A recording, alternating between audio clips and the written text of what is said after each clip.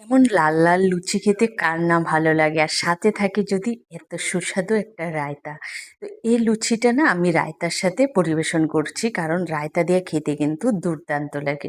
ছোট্ট ভিডিও শুরু থেকে শেষ পর্যন্ত আমার সাথেই থাকো, আর যারা চ্যানেলে নতুন আছো প্লিজ চ্যানেলটা সাবস্ক্রাইব করে পাশে থাকা বেল আইকনে ক্লিক করে দিও, ভিডিওতে লাইক দিতে ভুলো না। তো এখানে আমি ওটস আর নিয়েছি চিড়াগুলোকে না একটু পরিষ্কার করে নিয়েছি, তারপরে রোদে দিয়ে না একটু মুচমুচে করে আমি মিক্সার জারে এগুলোকে পাউডার করে রেখেছি। আমি না একবারে ১ কেজি ওটস আর ১ কেজি চিড়া একসাথে পাউডার করে তারপরে রেখে দিয়েছি। কারণ আমি যেহেতু ওটসটা সবসময় খাই তাই আমার এটা লাগে। তারপরে এখানে নিয়েছি আমি তোমার আটা। তোমরা চাইলে পুরোটা আটা বা ময়দা দিয়ে তৈরি করে নিতে পারো। কিন্তু ওটস আর চিড়া দিয়ে করলে কিন্তু খেতে দুর্দান্ত লাগে। তারপরে একটু বেকিং সোডা, তারপরে সামান্য নুন আর নর্মাল জল দিয়ে একটা ডো তৈরি করে নেব। ডোটা কিন্তু খুব একটা নরম করবে না। আর বেকিং সোডাটা দিলে কি হবে জানো তো? বেকিং সোডাটা না উপরে একটু ক্রিস্পি ভাবটা আসবে। তোমরা এভাবে একটু করে খেয়ে দেখো তো লুচিটা কতটা সুস্বাদু হয়। তারপরে ডোটাকে মেখে আমি একটা বেলুন চাকিতে নিয়ে আবারও একটু মেখে তারপরে ছোট ছোট লেচি কেটে নিয়েছি। তা আমি ২ থেকে ৩ জনের জন্য তৈরি করছি তো, তো সেই জন্য অল্প করে করে নিয়েছি। তোমরা তোমাদের কতজন লোক সেই হিসেবে তৈরি করবে। তারপরে দেখো লেচি থেকে আমি এভাবে ছোট ছোট করে লুচি বেলে নিয়েছি। সমস্তগুলো বেলা হয়ে গেছে। এখানে সাদা তেল বসিয়ে মিডিয়াম হিটে তৈরি করে নিতে হবে। যখন তুমি এটা দেবে লুচিটা, দেখবে উপর থেকে সুন্দর করে ফুলে উঠবে। আর এটা না একটু ভারী করে বেলবে, তাহলে একটু খাস্তা খাস্তা ভাবটাও আসবে। একদম পাতলা আমরা যে লুচি করি সেভাবে কিন্তু বেলবে না, একটু ভারী করে বেলবে। তোমরা না এভাবে একটু করে খেয়ে দেখো তো কতটা সুস্বাদু হয়। তো আমি এভাবে সমস্তগুলোকে ভেজে নেব।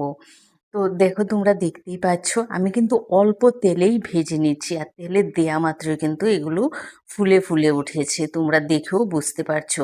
তো একে একে আমি সবগুলো ফুলে নিচ্ছি, আর এটা তো ফুলে এমন অবস্থা হয়ে গেছে যেহেতু তেলের পরিমাণটা কম আর জায়গা পাচ্ছে না। তো লুচিগুলো ভাজতে ভাজতে না আমি এখানে রায়তাটা তৈরি করে নেব।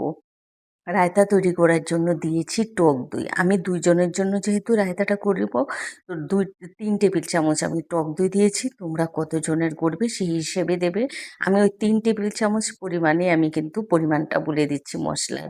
বিট নুন দিয়েছি 1/2 চা চামচ, ১ চা চামচ চিনি, ১ চা চামচ ভাজা মশলা। এখানে ভাজা মশলা হলো তোমার জিরা, গোটা ধনে, শুকনো লঙ্কা শুকনো খোলায় ভেজে গুঁড়ো করে নিয়েছি। সামান্য একটু লাল লঙ্কার গুঁড়া আর ১ চা চামচ দিয়েছি তোমার এখানে চাট মশলা, আর দিয়েছি পেঁয়াজ কুচি। কেউ যদি নিরামিষ খেতে চাও শুধু পেঁয়াজটা বাদ দিয়ে দিলেই হবে। এবার সমস্ত কিছু ভালো করে মেখে নিয়েছি। এই রায়তাটা না তোমরা খেয়ে দেখো, বড় বড় রেস্টুরেন্টের রায়তাকেও কিন্তু হার মানাবে। ঘরের জিনিসের তৈরির স্বাদই কিন্তু আলাদা।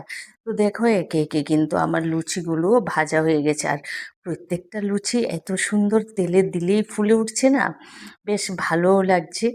আর যেহেতু বেকিং সোডাটা দিয়েছি উপরে একটু তোমার খাস্তা খাস্তা ভাবটাও এসেছে, তাই তোমরা না সামান্য পরিমাণে বেকিং সোডা দেবে, বেকিং পাউডারটা কিন্তু দেবে না। তো দেখো একে একে কিন্তু আমার সবকটা ভাজা হয়ে গেছে। তো আমি তো আমার পরিমাণে তৈরি করছি, তোমরা কতটা পরিমাণে তৈরি করবে সেই হিসেবে নেবে। তো দেখতেই পাচ্ছ কতটা সুন্দর হয়েছে এগুলো। আর এগুলো না যে অবস্থায় ফুলেছে ২ থেকে ৩ ঘন্টা রেখে দাও, একই অবস্থায় কিন্তু এগুলো ফুলকো ফুলকো থাকবে, নেতিয়ে যাবে না। তো আজকের লুচিটা, খাস্তা লুচিটা তো আমি তৈরি করছি রায়তার সাথে। আমি কিন্তু রায়তা দিয়েই খাবো, আর ভেতরটা দেখো কতটা জালিদার হয়েছে। যেহেতু আমি এখানে ওই যে বেকিং সোডাটা দিয়েছি এর কামাল। এবার রায়তা দিয়ে খেয়ে দেখো তোমরা আমার কথা শুনে একবার। এর আগেও আমি রায়তা দিয়ে পেঁয়াজের পরোটার সাথেও তৈরি করেছি। ভিডিওটা ভালো লাগলে লাইক কমেন্ট শেয়ার করতে ভুলো না। ভালো থেকো, সুস্থ থেকো, টাটা।